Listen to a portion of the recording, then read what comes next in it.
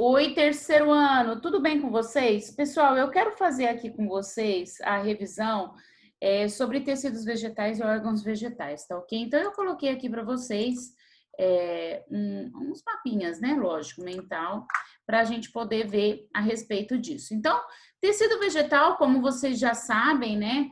Quando as células elas se agrupam e aí elas vão ter determinada função, a gente chama isso de tecido. Isso para qualquer organismo vivo, tá? Então, o agrupamento de células vegetais similares destinada ao exercício de uma função determinada, a gente chama de tecido vegetal. Nas plantas, a gente tem os tecidos de proteção e revestimento, né? Então, se reveste, fica por fora. O primeiro tecido aqui citado é o tecido que a gente chama de epiderme. Ele é formado por células achatadas e na maioria são aclorofiladas, né, que não possuem clorofila e, portanto, não são essas células que são responsáveis pela fotossíntese, tá? Ele reveste caules, raízes, jovens, bem como as folhas.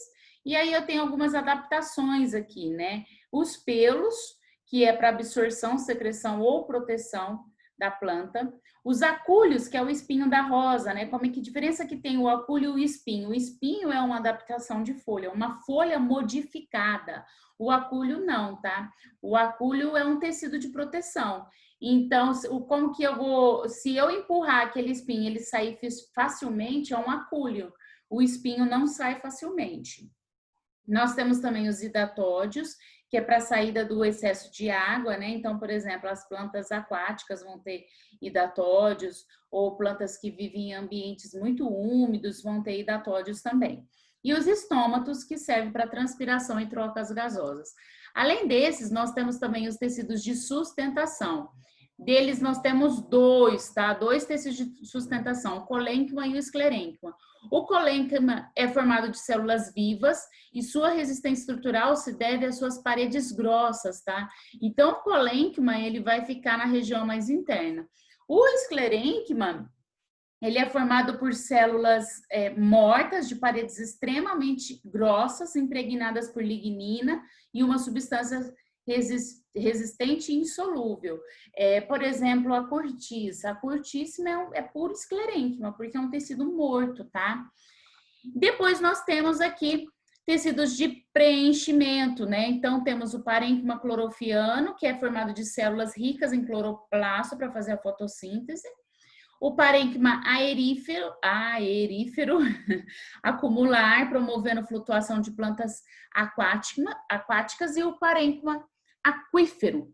Aerífero vem de ar. Aquífero, ele vai permitir uma retenção de água pelas células. Então, o parênquima aquífero, por exemplo, eu posso citar aqui os cactos, tá? Então, os cactos, eles acabam armazenando água dentro dele, porque tem pouca água disponível, tá?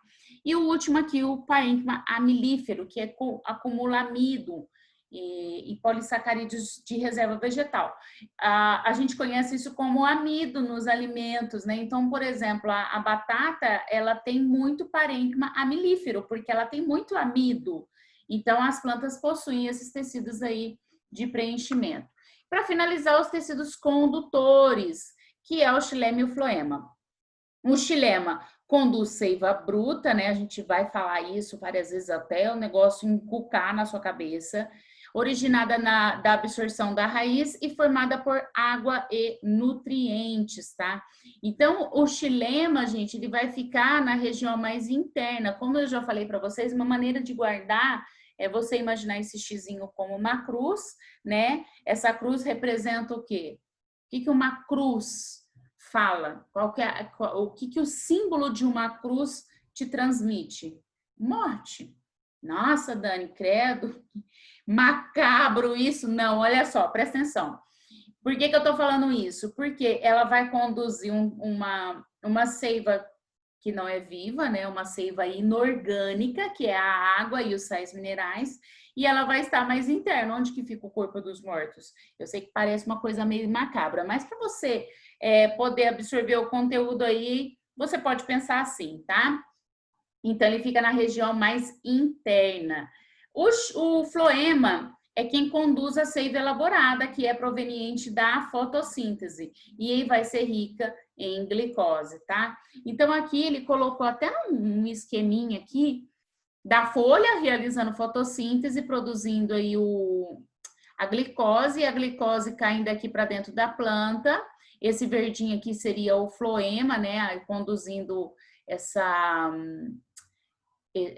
glicose. E o azulzinho aqui representando a água e os sais minerais sendo conduzido aqui pelo xilema, tá? Bom, dito isso, nós temos que pensar nos tecidos meristemáticos. Eu já falei dos tecidos mais superficiais, né? Lógico, com exceção aí do xilema e do floema, mas nós temos os tecidos meristemáticos. A gente separa os tecidos meristemáticos em meristemas primários e secundários. O meristema primário ou apical são as gemas apicais e laterais, né? Que são responsáveis pelo crescimento da planta, tanto para cima quanto para as laterais.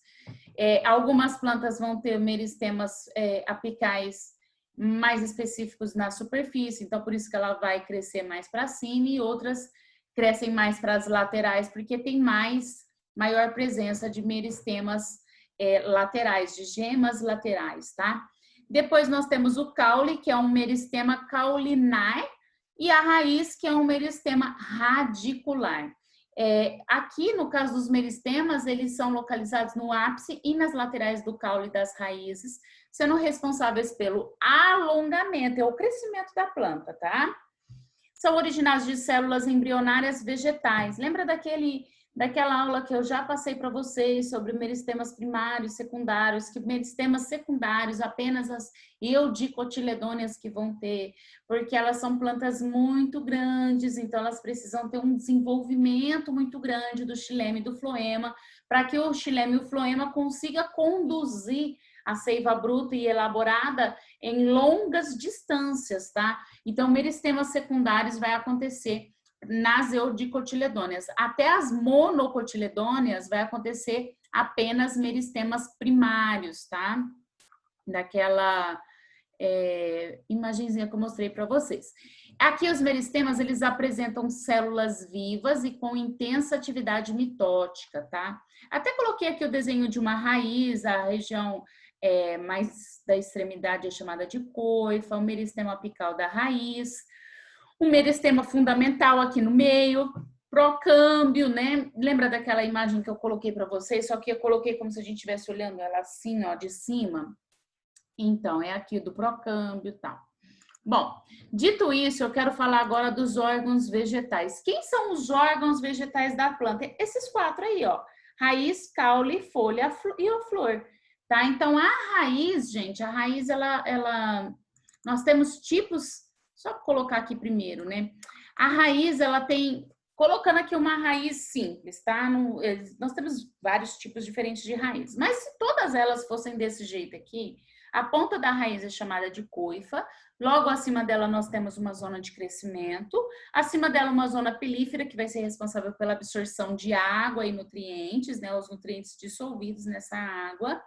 Um pouco para cima a zona de ramificação e onde acontece a raiz principal. Então, de uma maneira geral, todas as raízes são assim, não importa muito o formato dela, mas de maneira geral a gente poderia dizer que é desta maneira aqui, tá? E quais são os tipos de raízes? Nós temos raízes adaptadas ao ambiente que ela vive. Então, ela vai ser adaptada ou ao ambiente ou à importância dela. Raízes suporte ou escora, né? O próprio nome já fala que é para suportar a planta, então plantas muito fortes, muito grandes e que vai precisar de um suporte maior. Raízes com velame, né? Por exemplo, a orquídea, né? Sabe aquelas garras que saem, as raízes que saem do lado de fora da orquídea? Porque a orquídea ela não gosta de ser plantada dentro do solo, ela gosta de absorver oxigênio também pela raiz para fazer respiração. Então, por isso que a orquídea ela é plantada geralmente como é que chama aquele tipo, em coco, né? Ou mesmo no tronco, por causa disso, porque ela precisa de oxigênio. As raízes grampiformes, por exemplo, a era, né? Grampiforme porque ela vai subindo, é por isso que é grampi, lembra de grampeador. Raízes sugadoras do cipó chumba, né? chumbo, cipó chumbo. Raízes tabulares, né, que formam aquelas tábuas do lado de fora, igual desse aqui que tá aparecendo, tá vendo? Vem pro lado de fora do solo.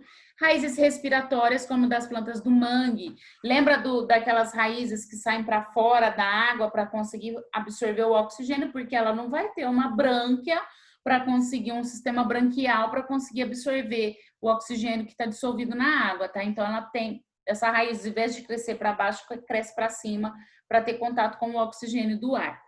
E raízes tuberosas, né, como a mandioca, a batata doce, e raízes estranguladoras, como a figueira e o próprio cipó chumbo, né, que ela vai se enroscar na outra planta e acaba por estrangulando essa planta. Qual a importância das raízes para alimentação? Matéria-prima nas indústrias, fabricação de remédios, combate à erosão, né, porque ela vai segurar a terra. Imagina que o solo é um monte de partículas, se tem uma raiz segurando, né, uma porção de partículas, evita a erosão. E também para fertilização do solo. Então, são fundamentais, né, gente? Então, é um dos órgãos vegetativos aí. Depois nós temos os caules. O caule, gente, é só você pensar o seguinte, órgão é aquilo que é a própria planta, aquilo que a gente consegue ver da planta, tá? O caule, nós temos tipos de caules diferentes que podem ser classificados em aéreos e subterrâneos. O de tronco, que é o mais comum, né? Ele é mais grosso na base do que na parte superior e se divide em vários ramos. Esse daqui é aquele que a gente consegue desenhar desde quando é criancinha. O de espique, que por exemplo, o de coco aqui, né? O de coqueiro, ele é cilíndrico, não tem ramos e possui um conjunto de folhas apenas na zona superior. O como é o de bambu, o da própria cana-de-açúcar, é desse jeito também. Cilíndrico e geralmente oco, com nós maciços separados por entre nós. Então, aqui, ó, cada risquinho desse daqui, a gente considera como um nó, tá?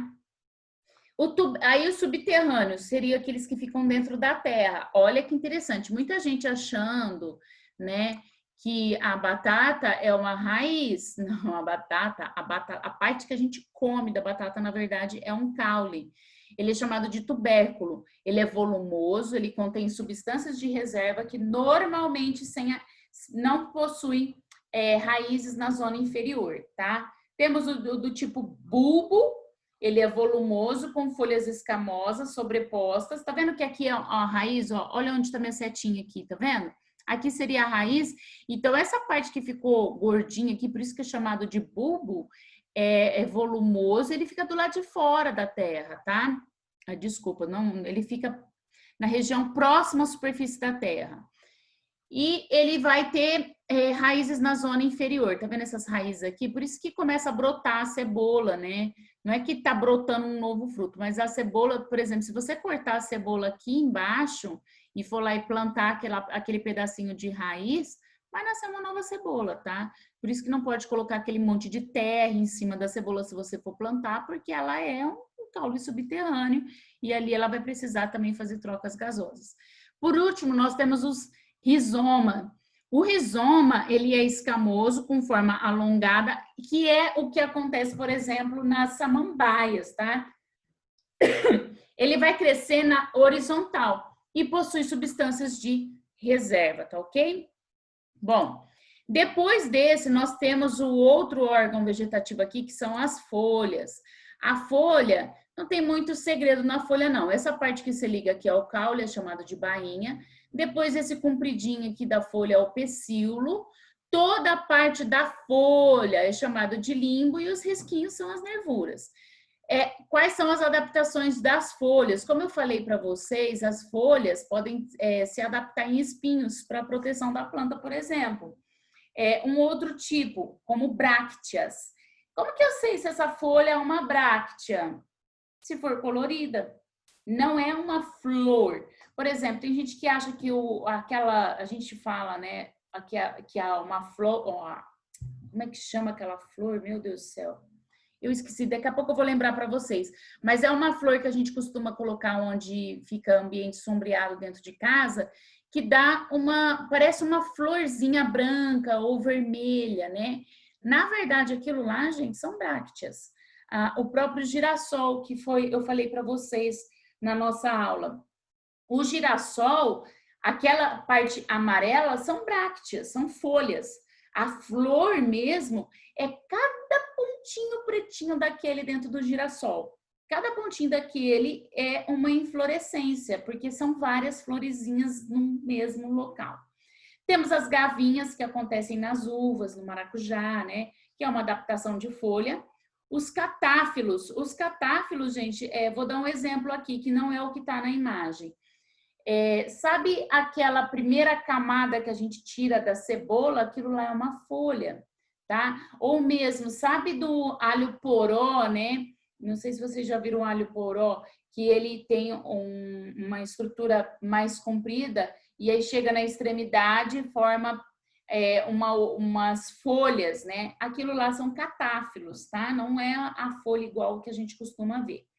Temos os filódios, que são esse outro tipo de adaptação aqui, tá bom? Bom, depois desse órgão vegetativo, o último e muitíssimo importante aqui para a planta é a flor. A flor nada mais é do que uma estrutura reprodutiva, né? Que a gente acabou de ver sobre isso na nossa revisão anterior. Então, a flor, ela é responsável por fazer todo o processo de reprodução. Uma flor, ela pode ter apenas o órgão reprodutivo masculino e na outra apenas o feminino, como ela pode ter os dois na mesma flor. Então, as flores, né, como que a gente dá o nome das partes da flor? Aquela parte colorida é o que a gente chama de pétala, geralmente ela é perfumada.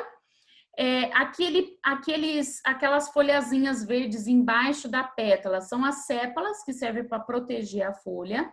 Aqui embaixo, que forma geralmente um gordinho, bem debaixo da flor, é o receptáculo. Dentro da flor, nós temos a parte masculina aqui, que é chamada de antera e filete. Esses dois juntos formam o que a gente chama de estame, né? Que é a parte da flor que forma o grão de pólen, então é a parte masculina. E a parte feminina, que a gente chama de estigma, a superior aqui, no meio é o estilete e o ovário aqui dentro. Aqui dentro do ovário é onde fica o óvulo, que vai ser fecundado pelos grãos de pólen. Perceba que esse desenho aqui, ó, tá bem daquela forma que eu falei na aula anterior para vocês, que a planta possui mecanismos para evitar a autofecundação. Então, a parte masculina está mais baixa do que a feminina. Ele não consegue jogar o grão de pólen para ele... vou jogar agora, sai voando lá para a parte feminina. Não tem como. Ele depende de polinizadores para fazer isso, tá? O conjunto de pétalas aqui é chamado de corola, tá, gente? As flores, elas possuem estames e carpelos perfeitos.